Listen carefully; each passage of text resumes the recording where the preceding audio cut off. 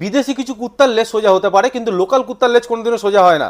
আজ বিকালেই কিন্তু দুই দেশ যুদ্ধবিরতির ঘোষণা করে দিয়েছিল, এবং পাকিস্তানের কথা যেটা বলছি সেটা হচ্ছে ও এমন কুত্তার লেজ যেটা কোনোদিনও সহ্য হবে না। কারণ হচ্ছে ও কিন্তু আবার সেই ভায়োলেশন সৃষ্টি করেছে, আবার কিন্তু ড্রোন পাঠাচ্ছে, আবার অ্যাটাক করার চেষ্টা করছে, বিভিন্ন কাজগুলো যেগুলো এতদিন ধরে করে এসছে সেই কাজই করছে। অ্যাকচুয়ালি ট্রাম্প প্রথমে টুইট করে, তারপরে আমাদের ভারতবর্ষের তরফ থেকে যুদ্ধবিরতির কথা বলা হয়। এখানেও একটা কথা বলার আছে, সেটা হচ্ছে ট্রাম্প আমাদের বাবা না মা, যে ট্রাম্পের কথা অনুযায়ী ট্রাম্প আগে টুইট করছে, পরে আমাদের যুদ্ধবিরতি প্রেস কনফারেন্স করে জানানো হচ্ছে।